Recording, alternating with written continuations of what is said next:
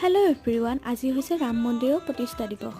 বহু ঘাত প্ৰতিঘাত যুদ্ধ বিগ্ৰহৰ অন্তত 500 বছৰৰ পিছত আমাৰ ৰাম মন্দিৰ প্ৰতিষ্ঠা হ'ল। যিহেতু অযোধ্যালৈ যাব পৰা নাই আৰু আমাৰ মংগলদৈতে আছে ৰাম জানকী মন্দিৰ, তাতেই আহিলোঁ। দিনতে আহিলোঁ এপাক লগৰ কেইজনীৰ লগত, যিহেতু আমাৰ বিহু প্ৰেক্টিছ হৈ আছে, তাতেও নাচি মেলি আকৌ আহিলোঁ সন্ধিয়া চাবলৈ কাৰণে। আমাৰ ইয়াতে প্ৰায় 1.5 লাখ চাকি জ্বলোৱা হৈছে। আজি চাৰিওদিশে দীপাৱলী সদৃশ পৰিৱেশে বিৰাজমান কৰিছে আৰু এইফালে আতচবাজীও ফুটাই আছে। ইয়াত বিভিন্ন আকাৰেৰে চাকিসমূহ সজোৱা হৈছে, ক'ৰবাত যদি জয় শ্ৰীৰাম, ক'ৰবাত আকৌ ওম, এনেদৰে বিভিন্ন ধৰণে চাকিসমূহ সজাই লোৱা হৈছে আৰু এইফালে সকলোৱে নাচি আছে। তাৰপিছত গ'লোঁ আমি মন্দিৰৰ ভিতৰলৈ আৰু তাতেও বহুত ঠেলা গতা হৈছে, যিহেতু আজি বহুত মানুহ ভিৰ হৈছে আৰু সেৱা কৰি ল'লোঁ।